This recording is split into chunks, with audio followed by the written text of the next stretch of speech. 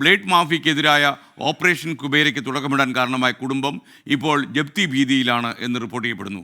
ബാങ്കിൻ്റെ കെണിയിൽപ്പെട്ട് തൃശൂർ മിണാലൂർ സ്വദേശി ശ്രീലക്ഷ്മി PVയും അമ്മ ബിന്ദു വെങ്കടേശ്വരനുമാണ് പെരുവഴിയിലേക്ക് ഇറങ്ങേണ്ട ഗതികേടിലായത്. സർഫാസി ആക്ട് ചുമത്തി ചട്ടം പാലിക്കാതെ ശ്രീലക്ഷ്മിയുടെ വീട് ലേലം ചെയ്യാനാണ് ഇപ്പോൾ ബാങ്കിൻ്റെ നീക്കം.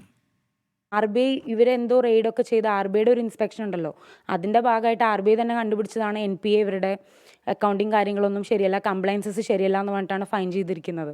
നമ്മുടെ കേസിൻ്റെ ഇടയിലാണ് ഈ ഒരു ഇഷ്യൂ എന്ന് മാത്രം. പിന്നെ നമ്മുടെ ഷോപ്പിൻ്റെ തൊട്ടടുത്താണ് ഇവരുടെ ബ്രാഞ്ച്. അപ്പോൾ ഇവർക്ക് എല്ലാവർക്കും എന്താണെന്ന് വെച്ച് കഴിഞ്ഞാൽ, നമ്മൾ കാണുമ്പോൾ ഒരു ചെറിയ സ്ഥാപനമാണ്, 2 ലേഡീസ് മാത്രമേ ഉള്ളൂ. അപ്പോൾ ഇവർക്ക് അഗെയിൻസ്റ്റ് നമ്മുടെ കയ്യിൽ പ്രൂഫുണ്ട്. നമ്മളത് പറഞ്ഞു എന്തൊക്കെയോ കൊണ്ട് RBIയുടെ കണ്ണിൽ അതൊരു കരട് തന്നെയാണല്ലോ കോമ്പൻസേഷൻ എന്ന് പറയുന്നത്. അതിട്ടപ്പോൾ അവർക്ക് എങ്ങനെയെങ്കിലും അവരെ രക്ഷിക്കണം. കാരണം ഇനിയും ഇവരിത് RBIയുടെ മുന്നിലോ അല്ലെങ്കിൽ നിയമത്തിൻ്റെ മുമ്പിൽ വന്നാൽ അവർക്ക് വീണ്ടും ഫൈൻ, പെനാൽറ്റി പോലുള്ള കാര്യങ്ങൾ വരും. വിവരങ്ങളുമായി സൂരജ് സജി തൃശ്ശൂരിൽ നിന്ന് ചേരുന്നു. സൂരജ് സജി, വിശദാംശങ്ങൾ.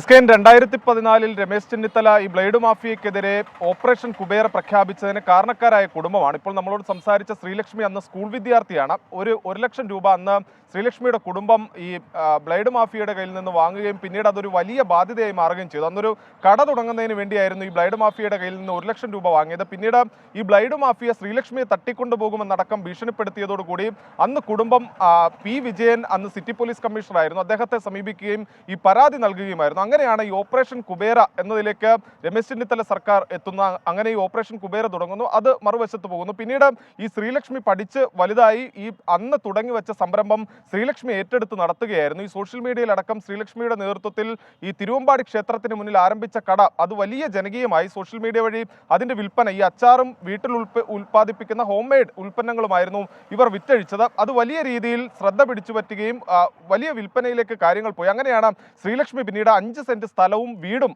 ഈ മിണാലൂരിൽ വാങ്ങുന്നത്. അതിനു വേണ്ടിയാണ് ഈ ബാങ്കിൽ നിന്ന് വായ്പ എടുക്കുന്നത്. പക്ഷേ ഈ വായ്പ എടുത്ത് കുറച്ച് ദിവസത്തിനുള്ളിൽ തന്നെ ഈ കോവിഡ് വന്നതോടുകൂടി മൊറട്ടോറിയം പ്രഖ്യാപിക്കുന്നു. പക്ഷേ ഈ മൊറട്ടോറിയം കാലാവധിക്ക് ശേഷം ഈ നിയമാനുസൃതമല്ലാതെ ഈ വായ്പ വർദ്ധിപ്പിക്കുന്നതിന് വേണ്ടി ഈ ബാങ്ക് ശ്രമം നടത്തി. ഇതാണ് ശ്രീലക്ഷ്മി RBIക്ക് പരാതി നൽകുകയും ചോദ്യം ചെയ്യുകയും ചെയ്തത്. ഇതുമായി ബന്ധപ്പെട്ടുകൊണ്ട് ബാങ്കിന്റെ ഭാഗത്തു നിന്ന് ഗുരുതരമായ ക്രമക്കേടുകളുണ്ടായി. ഇതെല്ലാം തന്നെ ഈ RBIക്ക് നൽകിയ പരാതിയിൽ ശ്രീലക്ഷ്മിയും കുടുംബവും ചൂണ്ടിക്കാണിച്ചു, ചോദ്യം ചെയ്തു. ഒടുവിൽ RBI ബാങ്കിന്റെ ഇടപെടലിൽ, ബാങ്കിന്റെ നടപടിക്രമങ്ങളിൽ കൃത്യമായ വീഴ്ചയുണ്ടെന്ന് കണ്ടെത്തുകയും 10,000 രൂപ പിഴ ഈടാക്കാൻ ഈ സിറ്റി ബാങ്കിൽ നിന്ന് പിഴ ഈടാക്കാനും ഉത്തരവിടുകയും ചെയ്തു. ഇതാണ് ബാങ്കിനെ ചൊടിപ്പിച്ചത്. ഇതോടുകൂടി സർഫാസി ആക്ട് ചുമത്തിക്കൊണ്ട് ഒരു തരത്തിലുള്ള നടപടിക്രമങ്ങളും പാലിക്കാതെ ഈ ജപ്തി നടപടികളിലേക്ക് ബാങ്ക് കടക്കുകയായിരുന്നു. അതിൽ ഈ ജപ്തി നടപടിക്രമങ്ങളിലടക്കം തീർത്തും അപാകതകളുണ്ട്. അതിൽ ഇവർക്ക് ചോദ്യം ചെയ്യുന്നതിനോ അല്ലെങ്കിൽ ഇവർക്ക് അതിൽ സാവകാശം, അതായത് എന്തെങ്കിലും വിശദീകരണം നൽകുന്നതിനുള്ള സാവകാശം പോലും നൽകാതെയാണ് ഈ ജപ്തി നടപടികളിലേക്ക് കടന്നത്. അങ്ങനെ ചട്ടവിരുദ്ധമായ നടപടികളിലൂടെ ഇപ്പോൾ ഈ കുടുംബം, അതായത് ശ്രീലക്ഷ്മിയും അമ്മയും മാത്രമാണുള്ള. അച്ഛൻ 1 വർഷം മുമ്പ് മരണപ്പെട്ടു. ഇതോടുകൂടി അന്ന് ഈ ബ്ലേഡ് മാഫിയയുടെ ഭീഷണിക്കിരയായ ആ കുടുംബം ഇന്ന് വീണ്ടും ഒരു ബാങ്കിന്റെ ഇടപെടൽ മൂലം പെരുവഴിയിലേക്ക് ഇറങ്ങുന്ന സാഹചര്യമാണുള്ളത്. ഓക്കെ, സൂരജ് സജിയാണ് വിവരങ്ങൾ നൽകിയത്.